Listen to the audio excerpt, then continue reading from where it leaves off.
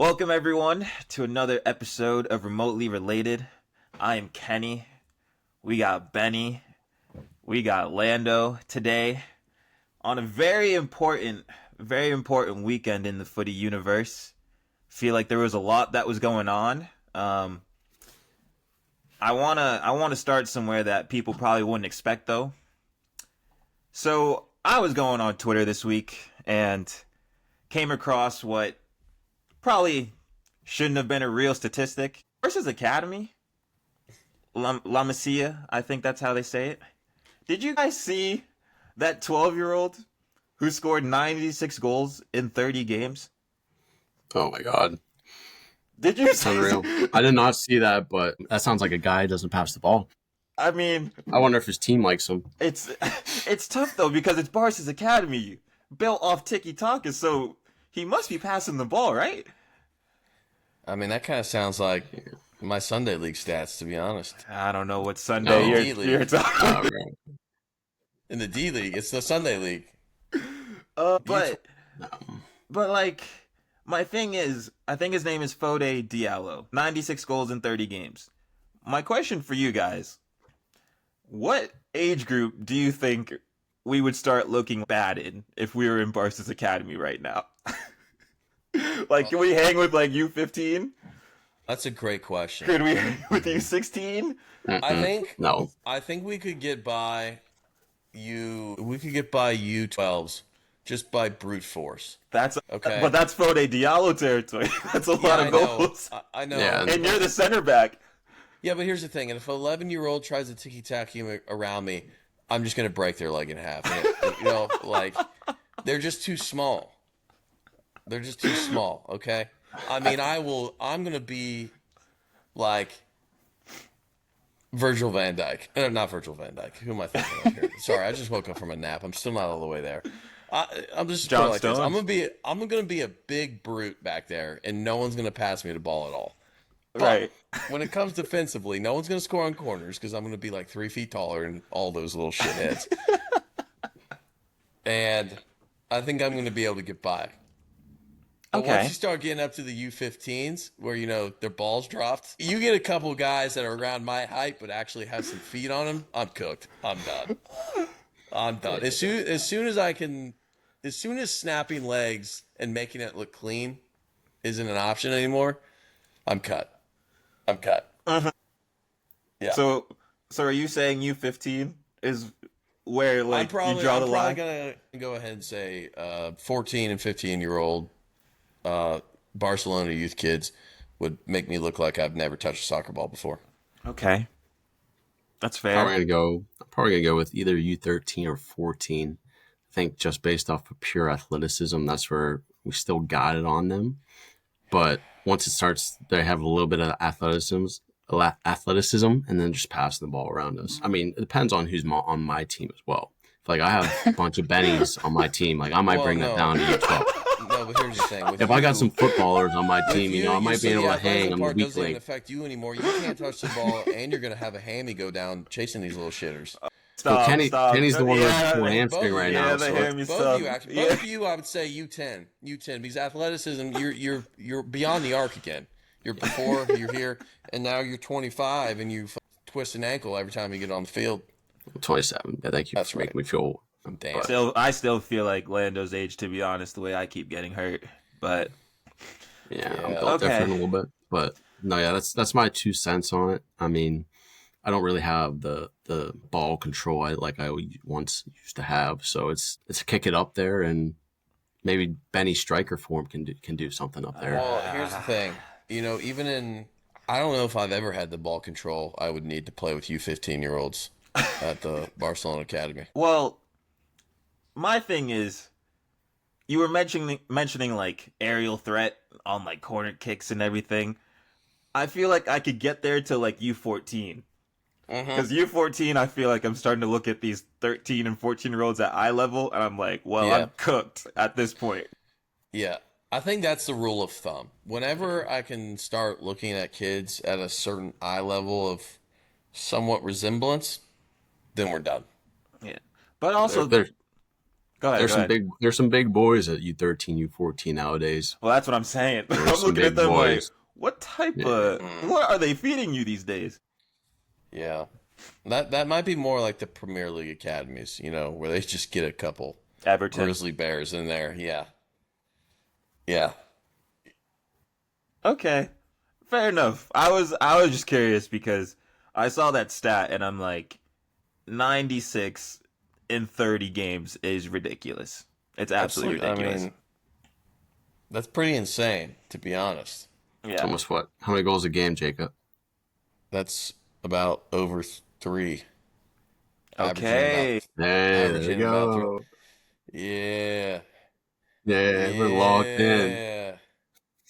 He thought that.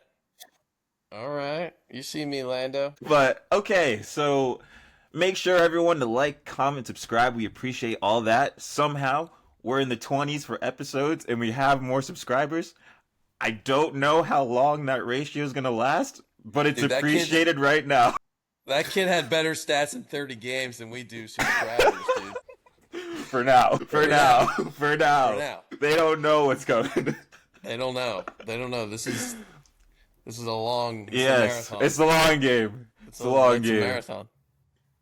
But before we dive into our top 5 debate today, we have some Premier League. We have some FA Cup final action that we can talk about real quick. So, Lando, I think without further ado, we can just pull up the scores. We can talk through anything that we saw, and then we'll move to the bigger event, which was the FA Cup final.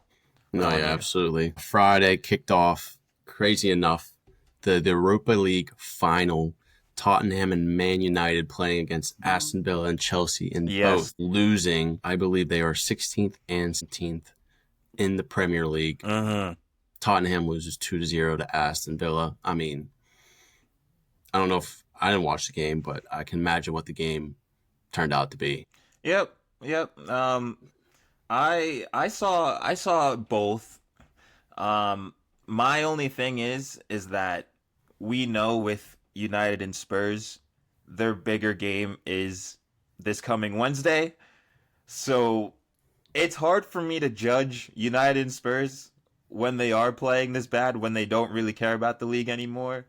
So I think with me, I can transfer over a bit to Spurs and Chelsea for this, or not Spurs, with Chelsea and Man U and Villa. Sorry. So with these two, I would say Chelsea played better than Villa played Spurs. With Chelsea, something to look out for. Reece James, he's been quality, but I'm also scared that he needs to lose like 5 to 10 pounds in order to sustain an entire season. But the assist, if you ever have the time to look it up, the assist he had to Cucurella, quality, absolutely quality. It was pretty sick. Crush my dreams. Nottingham needed a non-Cucurella goal, I'll tell you that. Yeah. We'll get there. We'll get there. Hold your horses. We'll absolutely get there. But yeah, no, with that Reece James assist, with Pedro Neto and Madueke just causing United's wingbacks trouble the entire time, I thought it was a good Chelsea display. Like, at this point in the season, you just need to get the results. Who really cares how you get the results? Just get it done, as we know. But yeah, Villa, on the other hand, Spurs just gave so many mistakes. Just so many things that you shouldn't really do that Villa just capitalized on. So not too much there, but very important 3 points for each of them. If you can look at the table now, it's clearly important, but Is it crazy that Ange is still manager there? I feel like that's kind of crazy. Well, I think they're in their Europa League final.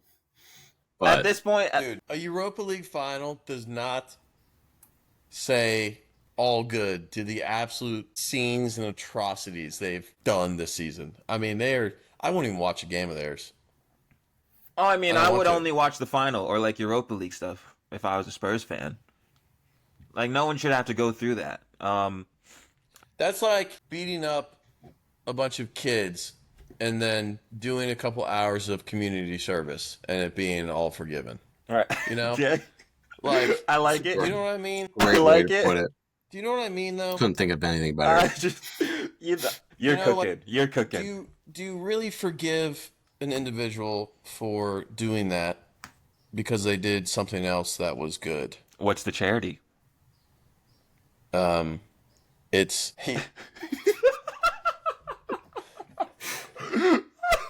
Never mind. I don't want to know. I don't want to know. For it to then come out that he did a couple hours of volunteer work at the pound when there was an overpopulation of dogs. Okay. I'm just... Yep. The dogs. Yep. Okay. I'm just saying, a little Question bit of for you. good does not... Yes. Because you're right.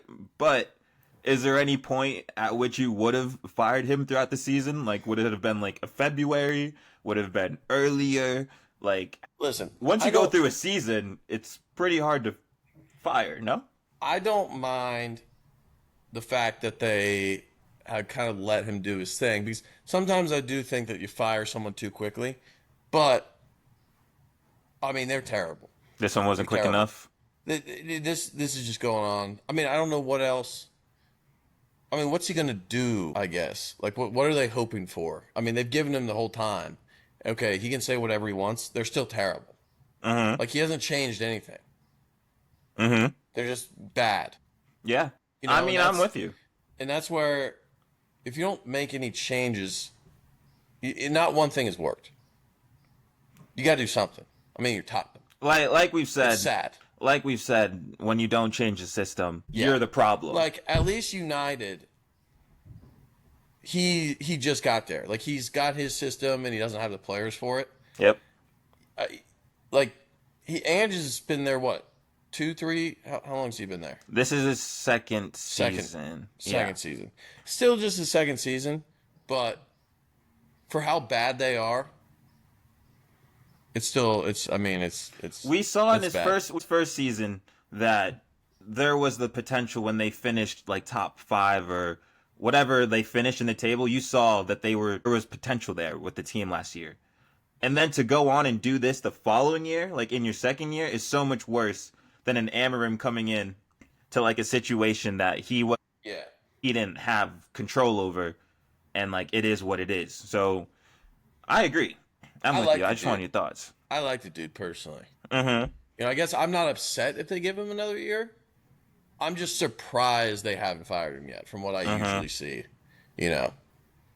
Yeah. But I don't know. Could be an ownership thing. Listen, I don't necessarily know what the hell I'm talking about. I'm just saying what I see. Saying what I see. Before you continue, I do want to bring it to your attention that every time we've had a guest and you haven't been on, they've been curious to speak to you, Benny. They are curious about some of your takes. Any thoughts there? Nothing I say on this podcast comes from a place of knowledge. It comes from a place of the heart. Whatever, with the heart. Yeah, I like that. Whatever the hell I feel like saying that day about something. Yeah. Okay. You know, I've never claimed to be a professional informationalist. Okay? Never. Mm-hmm. Never. Mm-hmm. But we're here now. I'm just out here. I'm just out here to start some conversations.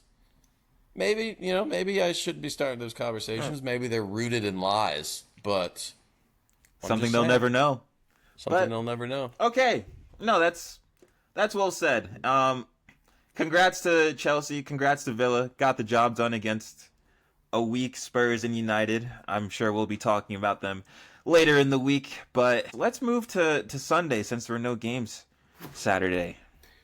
Sunday, we'll start off with Everton 2 over Southampton. Any thoughts? I think last home game at Goodison Park. Yeah. So I feel like with these final 2 weekends in the Prem, it's a bunch of like either farewell tours or just like stuff like that. It's like all the emotional stuff that like you see. And when I saw some of the Goodison Park like send-offs that they were having and just like the people rejoicing, I'm not gonna lie, I was in my feels a little bit. I'm like, dang, like even this season, Goodison Park was class. Like when Decore was punching Curtis Jones in the face, like when Ashley Young was diving against United, like there was just so many things that even this year alone that Goodison Park brought, and I'm just sad that they're leaving. But I don't care about the scoreline. I really don't care what's about the score. If we're completely honest, Yeah, like I can care less. Southampton's horrible anyway. Yeah, they're out of here. So just more on Goodison Park, just being that place for Merseysideans to have fun, to enjoy some footy, to enjoy Dyche ball. It's all about, baby. You know, that's what it's all about. Dyche ball. That's all what it is. R.I.P. Yeah, R.I.P. legends. But okay. Talking about storylines, West Ham, Nottingham Forest, 2-1 to the Forest. They needed it. Needed it. Kenny, I wanted to ask you because Please. I was pretty busy this morning. Yes. I'm making my weekly commute. But you sent a text message into the group saying that the referees had a stinker. How would you elaborate? In which way? In a Nottingham way, or just in a overall general stinker? It was just overall, like, everything that he could have made the right decision on, he didn't. And when I sent that text in, it was like the 106th minute when there was like 9 extra minutes. So somehow they were still playing 5 or 6 extra minutes of footy when there was the set amount of time. So I was just so fed up throughout the entire game that I just had to send the text because everything he did was wrong. He didn't get one thing right. But was he consistently wrong? I guess from that logic, yes. But I'm just saying when you have the extra time, the extra time, and then you start wondering why players are starting to shove each other and start fighting, blow the whistle earlier. Like, it shouldn't be the 112th minute and you see the West Ham keeper coming up for the set piece. No, there's no time for it. End it. Well, were people rolling around, wasting time? See, that's what, sometimes I think that it needs to go longer because, they take a while for the throw in and then they lay on the ground. The goalkeeper has an injury. I think it's stupid. Yeah. Anyway, I don't have a lot of thoughts. No, I get it. I get that part, but if I wanted to switch over to the game a little bit, it was a pretty fun, watch because West Ham was just going for it since it's their last game, at home, so they had nothing to lose. You saw, the send-offs of Kufal and, Aaron Cresswell and all these just other West Ham legends. So it was, just, like we said, it's a farewell tour of these next 2 weekends. So when you have these two just playing, and then it's West Ham, they're trying to go for it. And then 20 minutes in, their keeper makes a mistake. Gibbs White gets the ball and just scores from outside the 18. And it's that's why West Ham's 17th. I think that was his 100th appearance for the club as well. Which... Ariola. Yeah. Okay. I think that's his 100th appearance. They're talking about it earlier. I was like, he might be man of the match potentially. And then you're after that, you're I don't think that's what I'm saying. I haven't been doing a lot of watching because, to be honest, I don't think I can handle it. So I've just kind of been keeping my eyes away, hoping for the best. I get it. It's more of I can't watch, but I'm gonna peek a little bit just to see. Yeah, check behind the curtain. I get it. Listen, the boys want Champions League. No, but the thing is, because Benny, you are right. They clearly do want Champions League, and it was a collective effort to get the result. I feel with a Gibbs White and with Milinkovic, but the goal he had was hilarious. It went right off his back. He didn't even know about it. It was really funny. It's a proper center back goal right there. No, exactly. I wasn't mad at it. I thought it was class. Put the big lad in the box and see what happens, my man. Exactly. So that's exactly what they did, and it ended up working for him. But overall, it was just another stout defensive team performance. But I know Nottingham loves to play on the counterattack. West Ham is just not that good, so they were able to actually pass the ball, and it's Nottingham Forest can do this too. They just don't have to defend for 90 minutes. What do you think, West Ham's normal ball possession is when they're playing a team? They had 60, Nottingham had 40%. This is just classic. That's high. That's a high number. That's high, but that's what I'm classic. 40% possession, which is pretty high for them, but you're playing West Ham, so. Yeah. Still lower possession than West Ham. Mm-hmm. 2-1, baby. I mean, that's how you want it right there. It was a really good watch, but when you mentioned Jared Bowen, besides him almost injuring himself, the finish that he had, a little flick out, like Nottingham tries to clear it, Bowen with a little flick, like a sombrero flick over his head, and then volley top bins. When I try to tell you guys, best winger outside Mo Salah in soccer. I'm trying to tell you guys, this guy is class. Yeah. He's cheap. class. They're playing him at the 9 though. Yeah, but playing him because more he at has the to. 9. He has to, but he's playing everywhere. If you see him and Kudus, they literally just have free range, free roam, and he's brilliant. But a very important 3 points for Nottingham, nonetheless. Yeah. Moving on. He's 27, 26. Yeah. 28. You think he leaves? Maybe Bowen's 28. Actually, no. Sorry. It's a little too old. Like, damn, he's about to be. 28. Yeah, I was correct. He's 28. Damn. He ain't leaving. Yeah, he's West Ham for life. Oh, Sam for man. life, my guy. I knew that for a reason because I was looking for our over 30 Oh, okay. top 5, and I was like, "Is Bowen there yet?" No, he's just outside. Fair enough. Finally, Lando's just happy that there's a player he's watching that's not like 10 years younger than him. He's like, yeah, I'm still younger than that guy. Well, yeah, whatever. Okay. Moving on. We'll say Brentford, Fulham. See, this one I didn't even see too much of because the other games were going on, but I did notice in Buemo he did score, but he also missed a pen. Oh, And Fulham snuck right in with a 3-2 result. I think Adama Traore had an assist. And I'm like, that's a new name on the GA sheet. Haven't seen that one for a while. But yeah, it's interesting in that like 7th to 11th place range because I still think based on the Crystal Palace results, there is room for like Conference League and like other European spots. So that win for Fulham is massive going into last weekend. yes, sir. That puts them 54 points. Yep. 1 point behind Brentford and Brighton. Yeah, and then it's pretty They're sitting much in 10th place right now. the 8 to 11. Yeah, that's kind of like up for grabs, and then it jumps up to 65. It jumps up after Brentford. It jumps up 10 points to Nottingham. So Yeah, those are like the European spots for like either Europa or Conference League because there might be like 9 teams fighting for European spots this year. So it's class. It's class. dude, I can't get over this.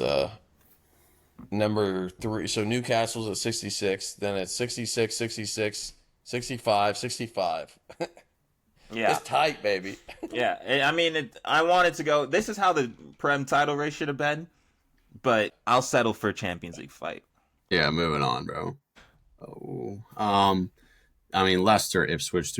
I mean, Kenny, unless you have some. Jamie Vardy, Yeah, I mean, 500 appearances, 200 goals.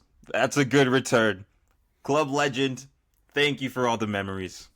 yeah, man of the match too. Congratulations, of course. my guy.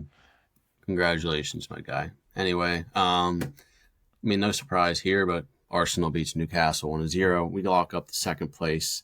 I've been saying this. Woo! Hey, 2nd place. Woo! I mean, You know what Ricky it's Bobby just, would say to that, don't you, Lando? it's just like what a second half of the year for Declan Rice in all competitions, man. He's really I mean, I think we talked way early on in the episodes of how we talked about how Declan Rice is $100 million, and no one was like, all right, sure. And there he is. He's living up to $100 million, and Dude, we're good. I gotta say, when I was watching him in the Champions League, the dude is just an animal on both sides, and that's what's so Yeah. impressive about him. I mean, he was really not known for his goal scoring ability. That's what I was going to say And too. now he's starting to. I mean, he's got more goals than Martin Odegaard this year. Uncomfortable conversations. Yeah. Uncomfortable conversations, but I mean, he would probably have more goals than Havertz if he played up top as well. well, the thing is when you're talking about the goal scoring ability and everything, I think when you add that part to his game, it kind of just shows the technique and just how good he truly is as an all-around player, like as an all-around like box-to-box player. I know I was someone who said that he should just be playing the six, but clearly he's shown that he can just do whatever it is that's required, and he's an absolute baller. I also said that, and I would like to strike that from the record. Right hand up, my bad, because that's me. Strike that from the record, Yeah. Judge.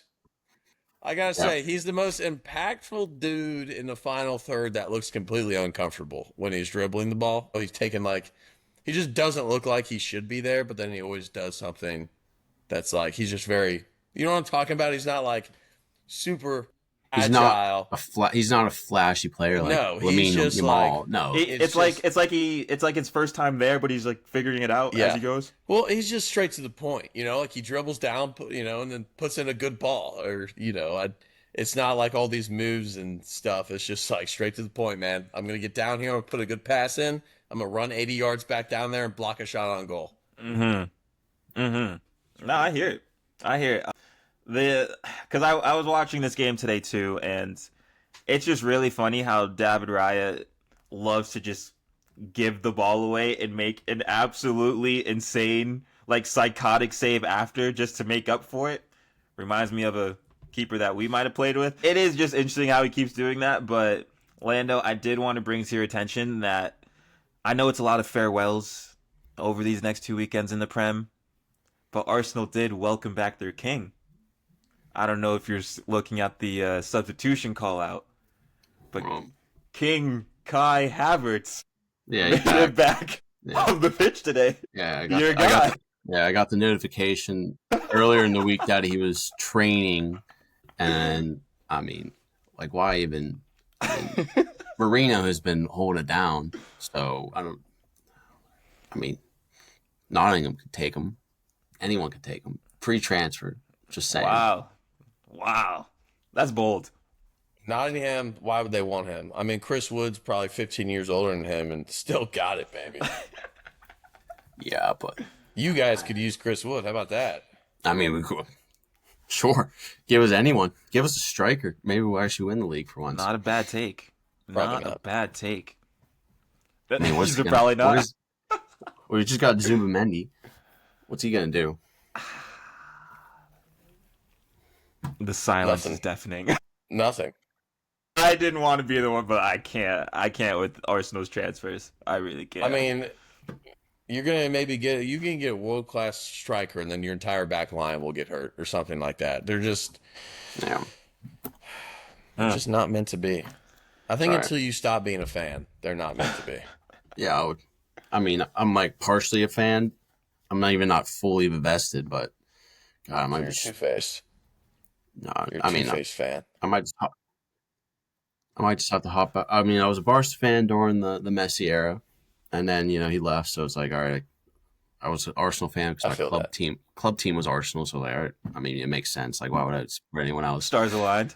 And I mean, now that I watched Yamal for 2 weeks. Towards the end of the season, I'm like, all right, I'm sold. I'm back on. Wow. Give me Spanish TV again. I'm a subscriber. This guy is different. Download But I know. Fubo. Yeah, I mean, that's a different conversation for another time. But I mean, I would recommend to anybody.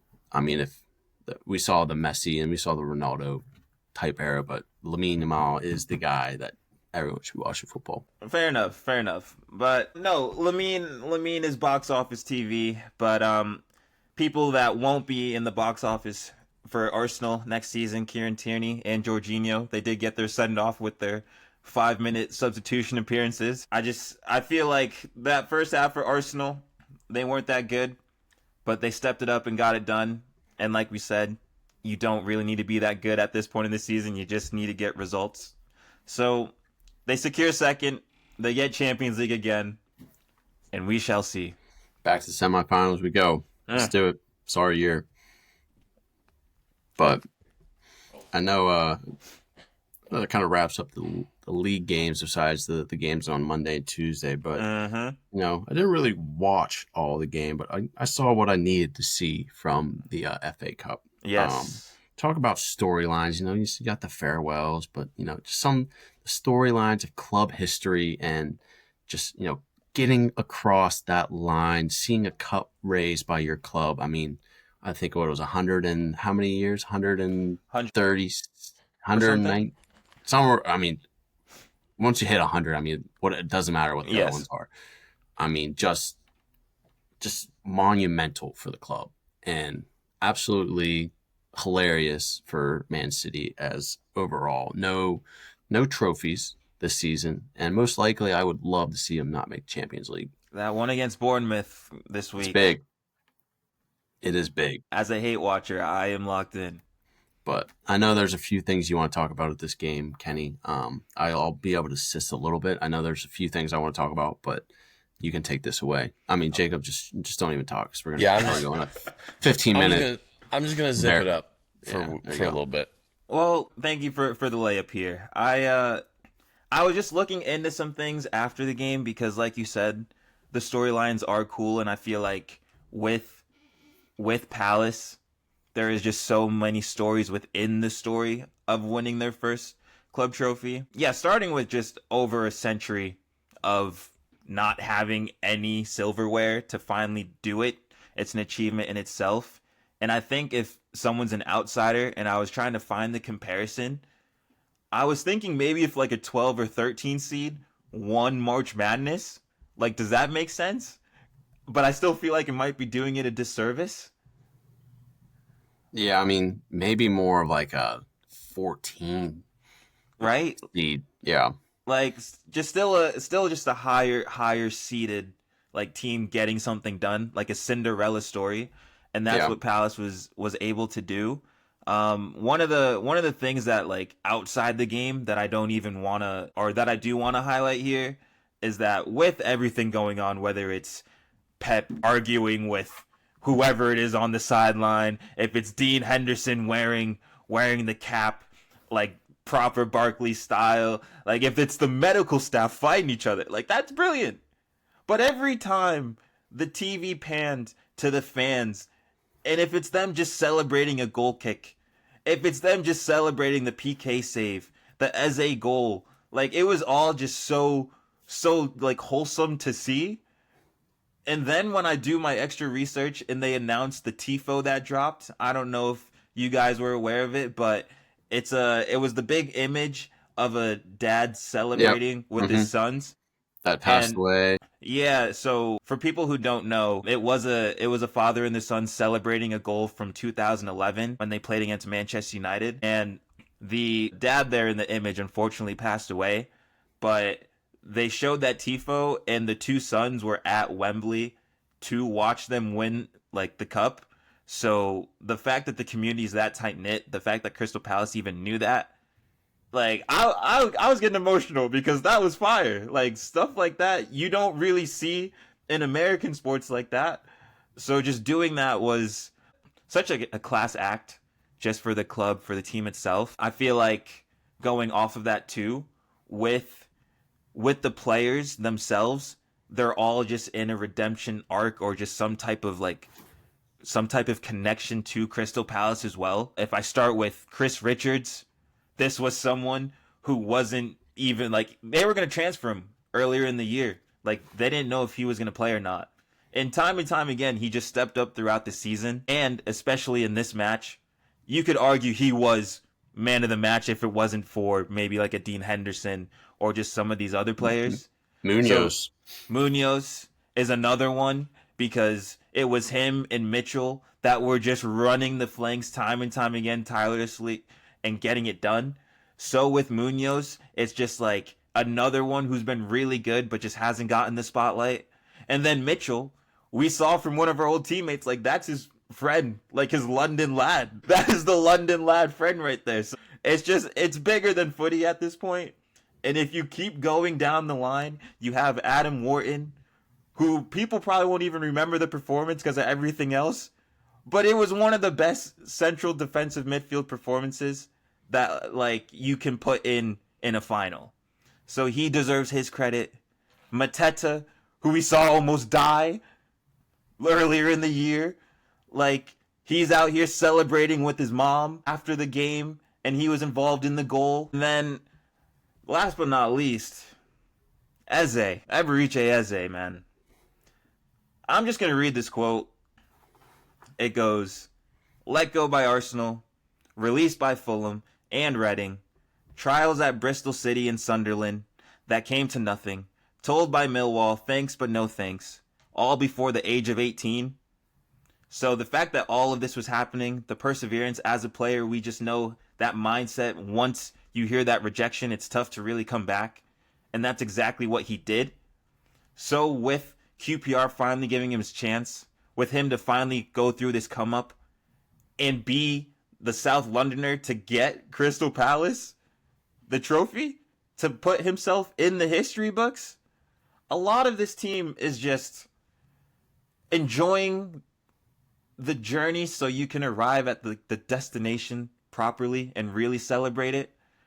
And I just wanted to make sure we gave Crystal Palace the credit that they thoroughly deserve.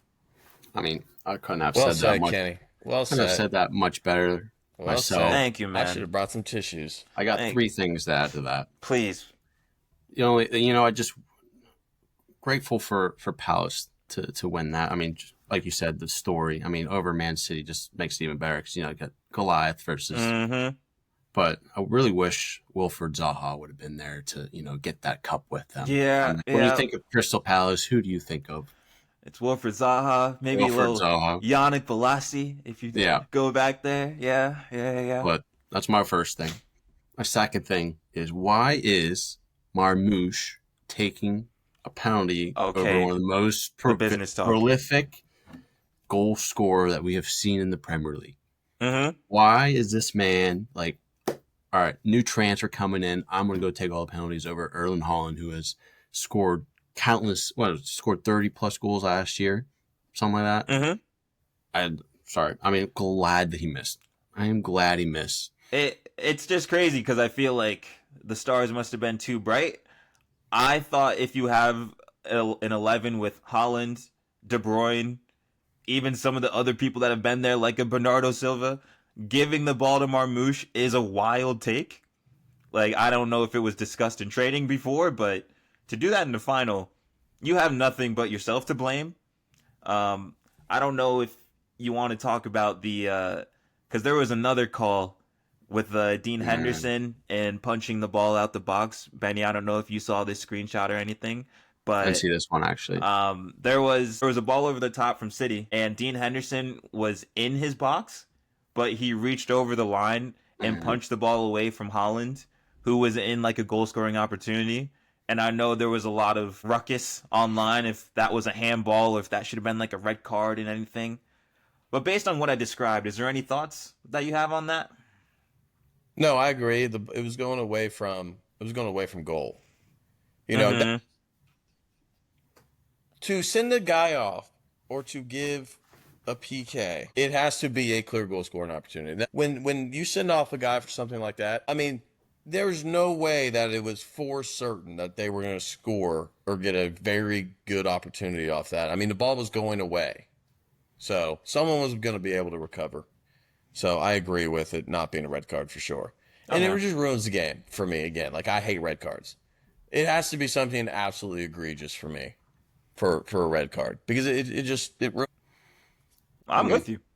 Yeah, we don't have our goalkeeper expert on the pod today, so we're curious of what he would thought of that. But my last thing is, I mean, just an example of the club of where it's going. But Pep and Dean Henderson after the game, Love it. I don't know what was said, but it looked like Pep kind of went back 40 years and acted like a little child because. I mean, he's just a sore loser. I mean, you can't win it all. I'm sorry, Pep. You just can't win it all, but it's just showing. Can't win anything this year either. Yeah, I was about to say that, yeah. You can't win anything. Sorry. And he was crying like a little baby after the game. I mean, is that really what you want your club manager to be like? I don't know. Maybe he's out. Maybe he's going to be out.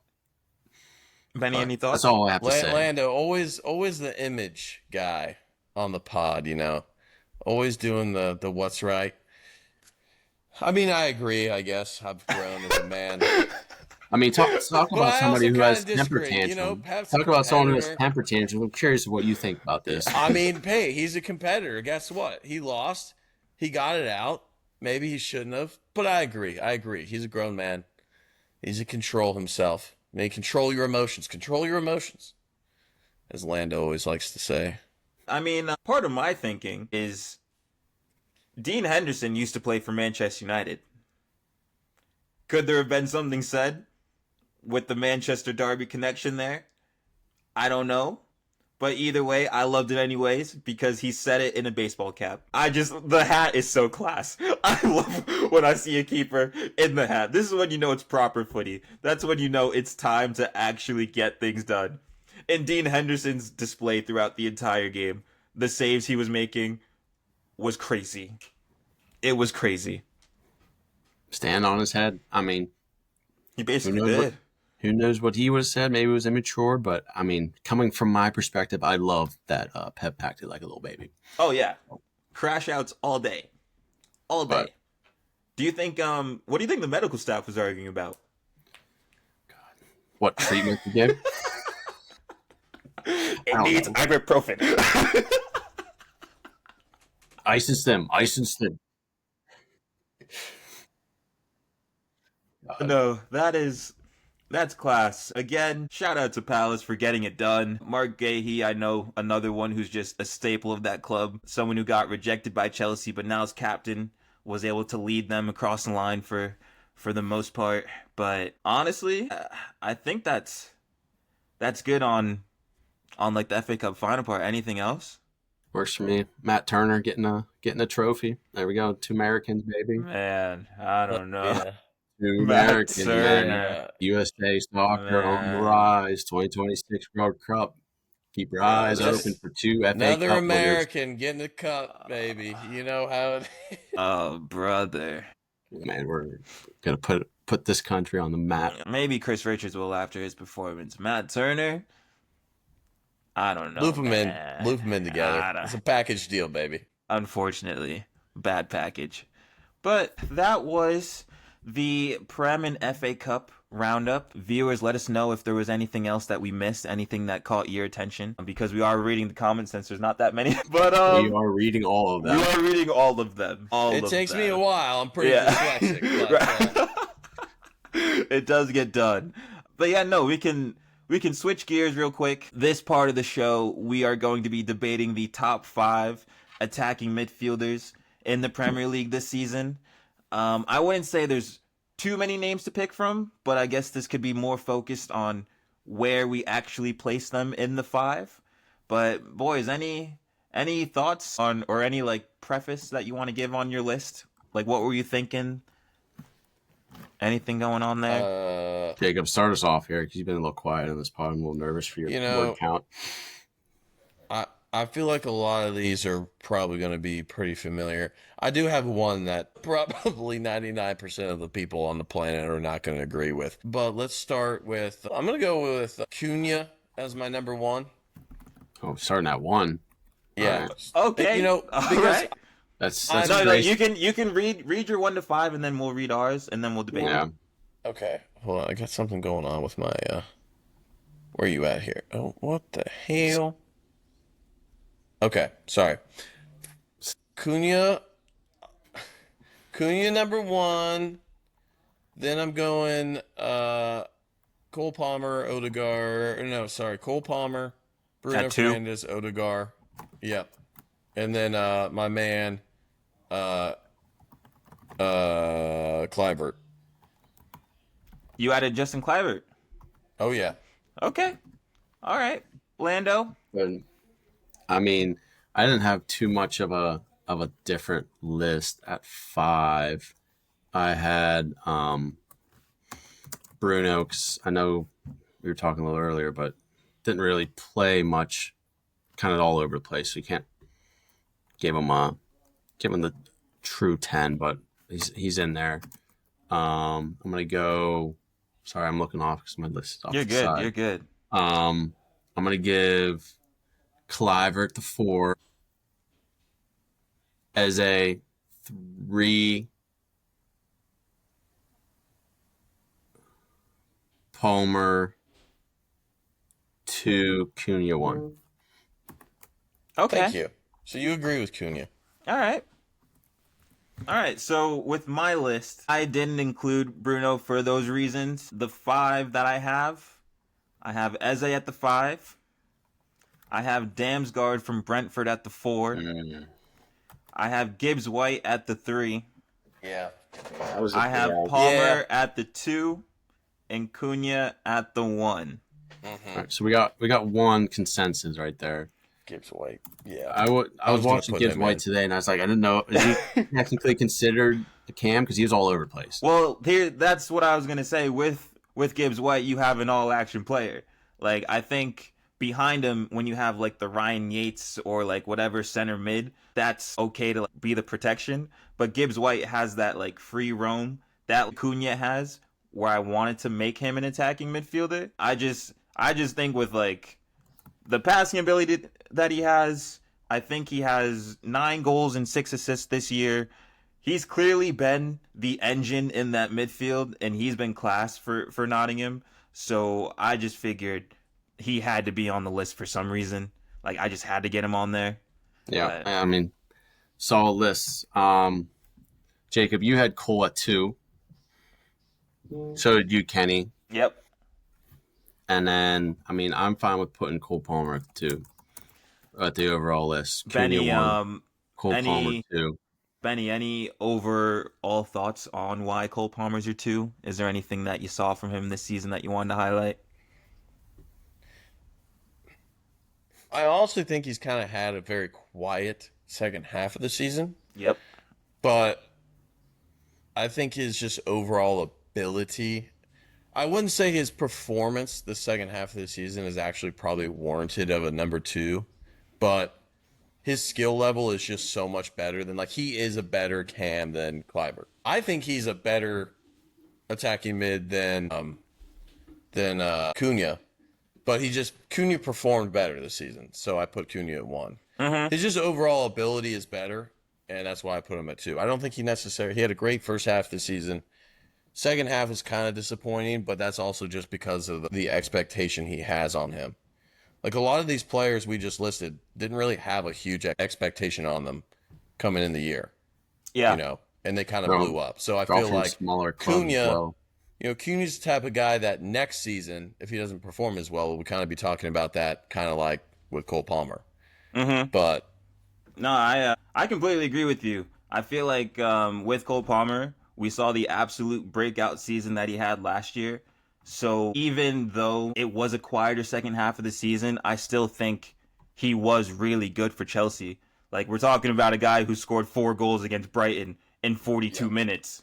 Like, there's the talent there, the raw talent that you just can't you have to separate from the rest. yeah, Chelsea's going through their own demons all in kind of general. So That's- it's kind of a yeah. tough place to perform anyway. When you have that back line and that keeper, Yeah. it's tough for you to like stand out still. But it is something that he's still been doing. I feel like with the GA thing that you mentioned, I think it's also important to mention that without Cole Palmer, I feel like there wouldn't be any service to any wingers or forwards or anyone on Chelsea.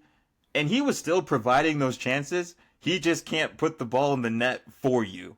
So when it's a Nico Jackson missing a big chance, when it's Madueke, when it's Pedro Neto, it's not his fault. He's still making those passes.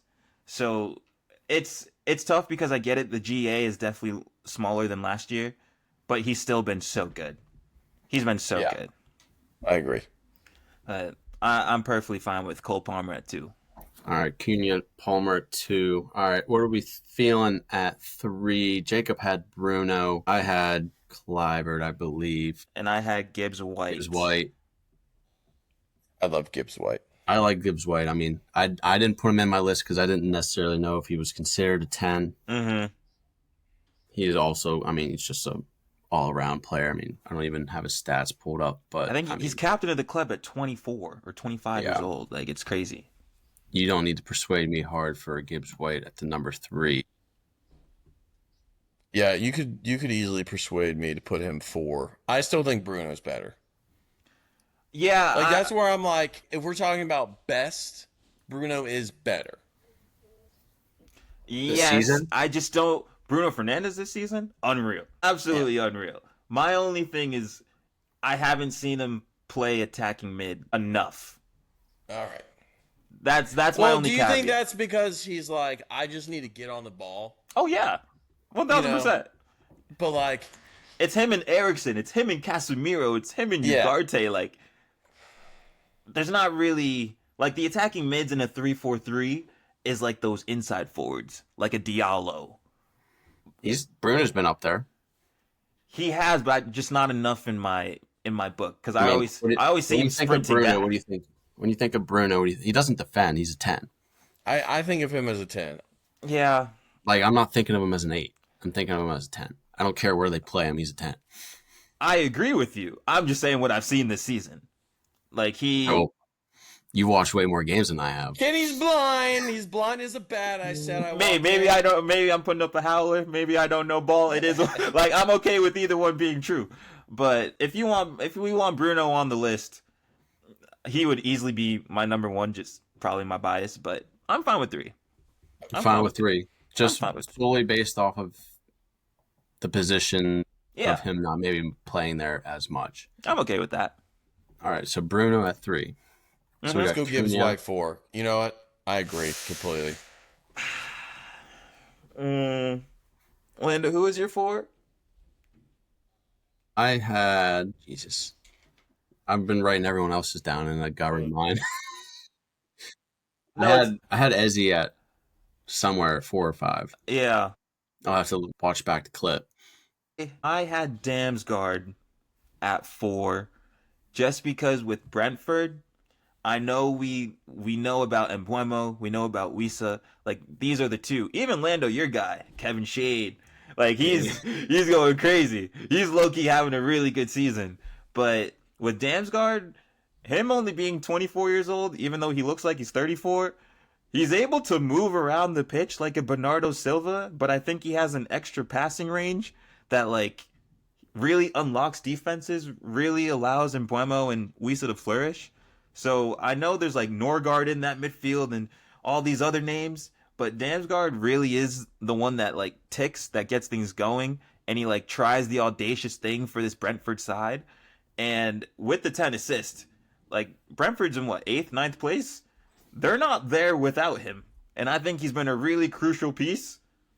So I wouldn't be mad if he was on the list. I'm just making my case. Right now, we're looking for 4 and 5. Right now, we have Gibbs White, Damsgaard in the conversation. I know Ezzy's in the conversation, and then Clivert. Those are the 4 names that I mean, are are out we there. not throwing Odegaard in that conversation? No. This season? All right. No, we're good. Okay. All right. There's one more name. Yes. Did anyone think about Morgan Rogers? Kind of. He's not really. But like, yeah, it's He's like this. You see, like in your Bruno conversation, he hasn't not really fully a 10, is he? I had him at number 6. So I did have him just off the list. I was just curious if you guys were like thinking about him because Lando, you're right. Like he kind of plays off the right, but it's also like an attacking mid sometimes. And with Morgan Rogers, I was trying to do some thinking when I was doing this. Morgan Rogers, if I had to compare it, it's like that cool freshman on your team, right? Like he's the new vibes guy. Everything's going well with him. He does everything right. But when it's like push comes to shove, and you need the people who've done it before, you need the people who are going to strap up the Air Forces, strap up the boots, and get ready to get going outside. I think Morgan Rogers just needs more time. He just needs more time. Like, he's not quite there yet. On the pitch, it's there. Off the pitch, even at the pregame, it's there. But once it hits that certain time, we know it's time for everyone who's been there to go. To go. Like, this is the actual group that needs to be there. But I think he deserved a shout. Yeah, I mean, he's had a great year. I mean, I'm looking at this website, attacking midfielder central, 23 appearances, attacking midfielder right, 17 appearances, attacking midfielder left, 10 appearances. But just I think that's just the style that they play. I mean, that's essentially they don't really I'm putting have James wingers. Madison before Morgan Rogers, to be honest with you. Really? Okay. No, not really. I mean, His stats aren't bad. Dude, I'm just saying, like, if Ange actually played the lad from time, like, Yeah, 9 goals, 7 assists. I'm not mad at it. But okay, let's figure out this 4 and 5. I had Eze at 5. I had Damsgaard at 4, but I'm open to suggestions. I think it's safe to say Clivert's out. I mean, he had a good window about 10ish, 15 games. Kind of fell off towards the Unless end. Benny, you want to sell us, I can be persuaded. If the story's good enough, you know me, I love a story. I love a story. Sell me. Okay, let me tell you a story. I had a dream. No.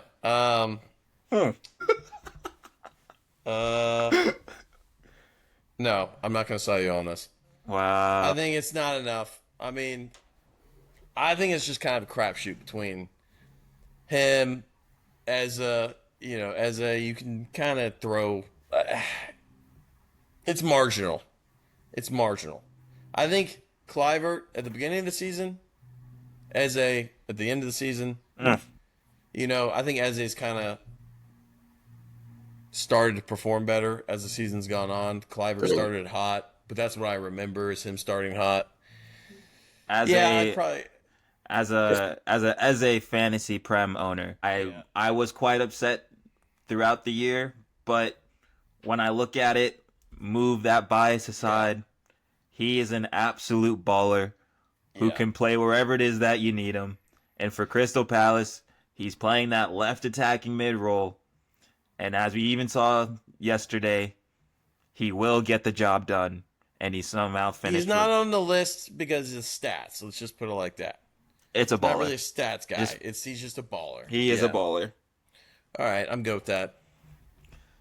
So Eze's on the list. Kluivert's out, unfortunately. So Damsgaard or Gibbs White at the 4. Gibbs White. Because we're giving Eze the 5. Yeah. White. I was trying to be so perfect with my list. I can't lie. I mean, you got Bruno at the 3 already messed up your list. Bruno messed me up. Everything else, I would have been spot on. But I mean, I can be okay with Gibbs White if you guys are. Good. The thing is, for Damsgaard, I think more of Mbueno and Wissa. You're not thinking about the person who's passing them the ball? I know, but that's just what's coming to my mind right now. That's what you think of. Okay.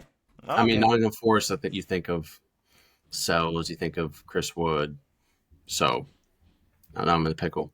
I said Gibbs White, even though Damsgaard very well could be on this list. But again, it is what it is. It's our list. We'll let Jacob, you make the final decision here. Which one do you like more? We know. Gibbs White. Gibbs White. Okay. All right. So we got Cunha, Cole Palmer, Bruno, Gibbs White, and Eze in the top 5 of our center attacking midfielders this Premier League season. Okay. What do you guys think? Who would you change out? Who would you put in? Are we just idiots? Is Jacob just an idiot? Yeah, but let us know. Well, let establish us know. that. I know if the viewers are listening, they know exactly who I would switch out in that list. But we did it. This was a lot of footy talk today.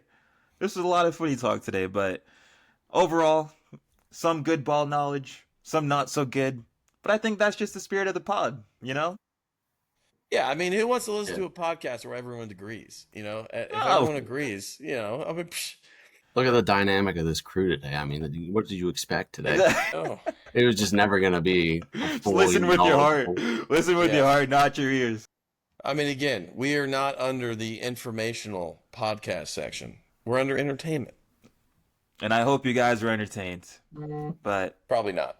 Well, it is what it is. They still listen, though, if they made it here. But yeah, without further ado, I'm Kenny. That's Lando. That's Benny.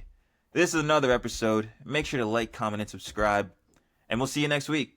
Peace.